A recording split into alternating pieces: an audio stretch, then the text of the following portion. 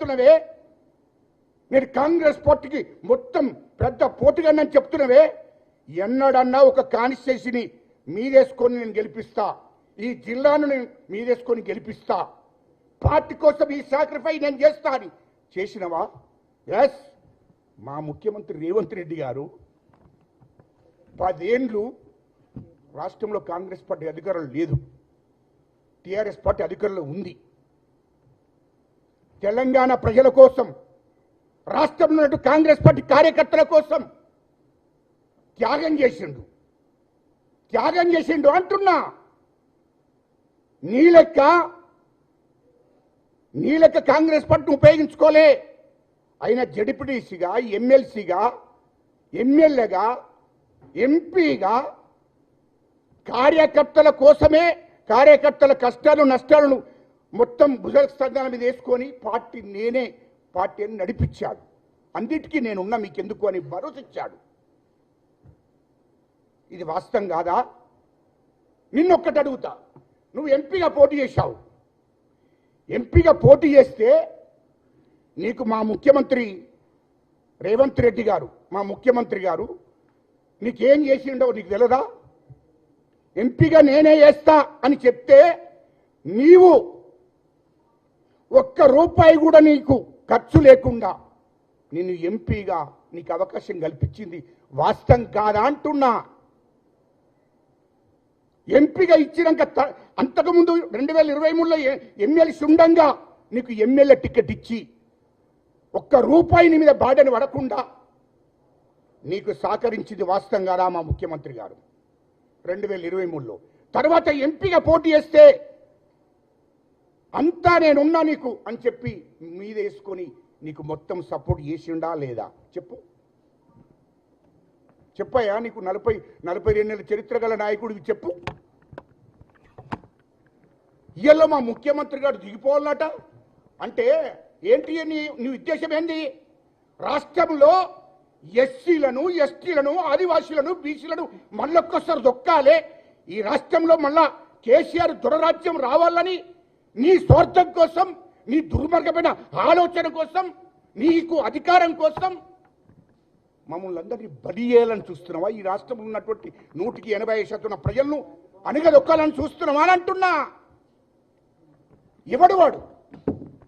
గడీలను పలుగొట్టి మా ముఖ్యమంత్రి గారు ప్రజలకు విముక్తి కల్పించాడు. ఈ రాష్ట్రంలో ప్రజల కోసం, కాంగ్రెస్ పార్టీ కార్యకర్తల కోసం, కాంగ్రెస్ పార్టీని బలోపేతం చేయడం కోసం, కాంగ్రెస్ పార్టీని అధికారంలో తీసుకురావాలని అహర్నిశలు పిసిసి అధ్యక్షుడైన కానుండి దాదాపు 3 నుంచి 4 ఏళ్ళు నిద్రపోకుండా తిరిగాడు. ఇది వాస్తవం కాదా? మొత్తం తానై భుజస్కంధాల మీద వేసుకొని పార్టీని, కాంగ్రెస్ పార్టీ, తెలంగాణ రాష్ట్రంలో ఉన్న కాంగ్రెస్ పార్టీని భుజస్కంధాల మీద వేసుకొని కార్యకర్తలకు భరోసా ఇచ్చుకుంటూ నేనున్నాను, కాంగ్రెస్ పార్టీ కోసం నేనున్నాను, ఈ తెలంగాణ ప్రజల కోసం నేనున్నాను, ఉద్యమకారుల కోసం నేనున్నాను, నేను ఖచ్చితంగా మీకు మద్దతుకుంటాను, మిమ్మల్ని అందరినీ నేను చూస్తాను, తెలంగాణ ప్రజలకు భరోసా ఇచ్చి కేసీఆర్ గడిలను బద్దలు కొట్టి ఈ రాష్ట్రంలో కాంగ్రెస్ పార్టీ అధికారులకు తీసుకొచ్చింది ముఖ్యమంత్రి రేవంత్ రెడ్డి గారు కాదా అని నేను అంటున్నా. ఎవలే మొగళ్ళు నాకు అర్థం కాలే. వాస్తవం మాట్లాడుకుందాం. ఎస్, మా ముఖ్యమంత్రి రేవంత్ రెడ్డి గారు మొగోడే. ఈ రాష్ట్రంలో ప్రజల కోసం జైలుకు కూడా పోయాడు. ఈ రాష్ట్రంలో ప్రజల కోసం ఆహర్నిశలు కష్టపడ్డాడు. పోలీసుల చేత లాఠీ దెబ్బలు తిన్నాడు, అవమాన పాలైండు, చివరకు బిడ్డ పెళ్లికి కూడా లేకుండా జైల్లో ఉన్నాడు. తెలంగాణ ప్రజల కోసం, కాంగ్రెస్ పార్టీ కోసం, కాంగ్రెస్ పార్టీ కార్యకర్తల కోసం, కాంగ్రెస్ పార్టీని అధికారులకు తీసుకురావడం కోసం ఇంత కష్టపడ్డాడే.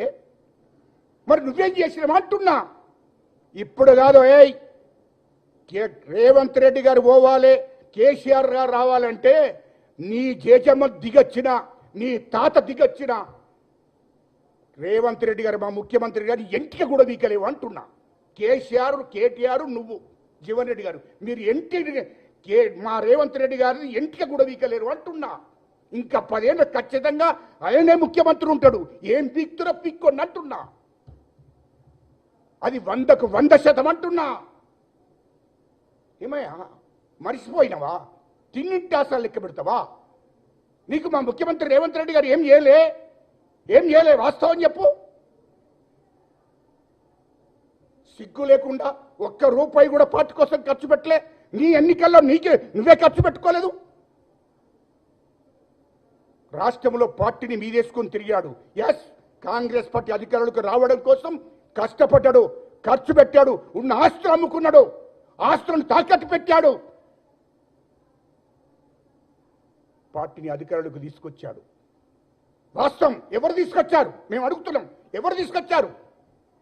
అమ్ముడు పోయినరు మీరంతా. కేసీఆర్కు కేటీఆర్కు అమ్ముడు పోయిన చిట్ట కూడా ఉందే బాబు నా దగ్గర. నేను తెలంగాణ ఉద్యమం చేసి చైర్మన్గా చేసినోడు, నాకు అన్నీ తెలుసు. నా దగ్గర ఉన్నది చిట్టా.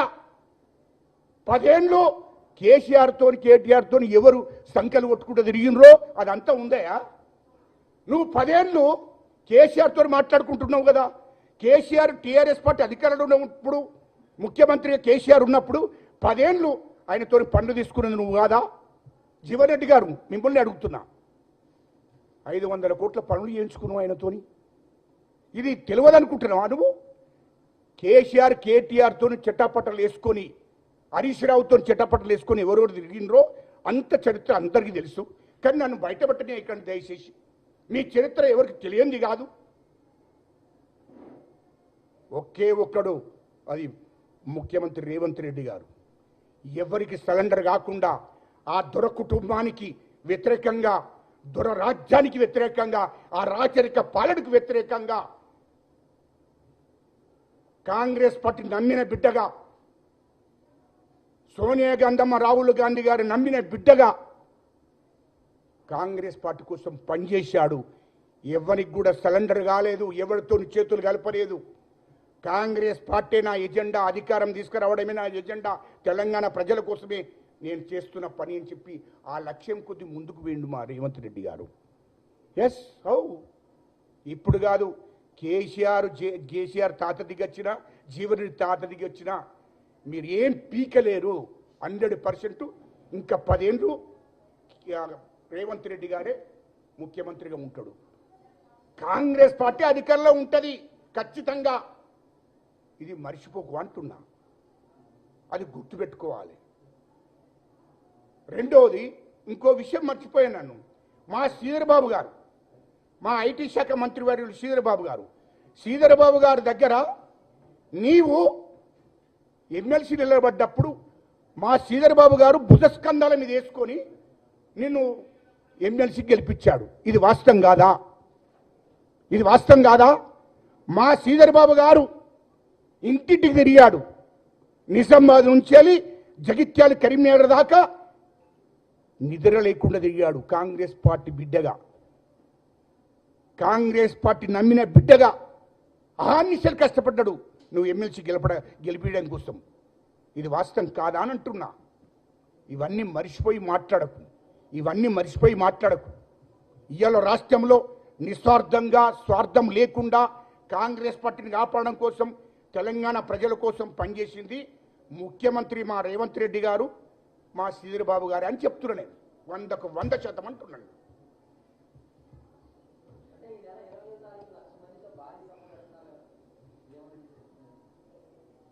ఇప్పుడు ఆడ కేసీఆర్ దగ్గర 100 కోట్లు ఉన్నాయి. 1,00,000 మంది 2 లక్షల మందితో పెడతాడు. రాష్ట్రాన్ని ముంచిన పైసలే ఉన్నాయి. ఆ రోజు ఇంకోటి, కేసీఆర్ గారు మొత్తం కాళేశ్వరం ప్రాజెక్టు రాష్ట్రంలో మొత్తం దోసుకున్నాడని జీవన్ రెడ్డి గారే చెప్పిండు. ఆ దోసుకున్న పైసలతోనే బహిరంగ సభ పెడతాడు, ఆయనను ఆహ్వానిస్తాడు. అయినంత మాత్రాన పీకేదేమో, వాళ్ళు ఏం చేసేదేమున్నది? ఏం చేయలేరు. కాంగ్రెస్ పార్టీని కదిలించలేరు. కాంగ్రెస్ ప్రభుత్వాన్ని వాళ్ళు ఏం చేయలేరు. రాష్ట్ర ప్రజలు అండగా ఉన్నారు మా ముఖ్యమంత్రి రేవంత్ రెడ్డి గారికి. ఖచ్చితంగా మళ్ళా 2034 దాకా కాంగ్రెస్ పార్టీ అధికారంలో ఉంటుందని చెప్తున్నాం. బీఆర్ఎస్ అడ్రస్ ఉండదు. ఇక బీఆర్ఎస్ కథమైపోయింది. అది ఇంకా ఉన్నాయి, ముందటున్నది ముసళ్ళ పండుగ. కేటీఆర్కు, హరీష్ రావుకు, కేసీఆర్కు ఎందుకు అన్ని విచారణ జరుగుతాయి. కేసులన్నీ ఎట్లా ఖచ్చితంగా తీఆర్ జైలుకు పోతారు. తొందర పడకండి. ఎందుకు పరిశాన్ అవుతున్నారు? ఖచ్చితంగా జైలుకు పోతారు, తొందర పడకండి. ఇప్పుడు బిడ్డ 25 తారీఖు నాడు బహిరంగ సభ పెడుతుంది కవితక్క. బహిరంగ సభ పెట్టి పార్టీని అనుమతి చేస్తుంది. కేసీఆర్ సొంత బిడ్డనే. అది గుర్తుపెట్టుకోవాలి. దాని తర్వాత ఇక అన్ని మాట్లాడుకుందాం. ఎందుకు తొందరపడుతున్నారు? అందుకోసమే తెలంగాణ ప్రజలకు తెలుసు, అన్ని విషయాలు కూడా తెలంగాణ ప్రజలు చూస్తున్నారు. తెలంగాణ ప్రజలు కేసీఆర్ను, కేటీఆర్ను, హరీష్ రావును నమ్మే పరిస్థితులు లేరు అని చెప్పి తెలియదు.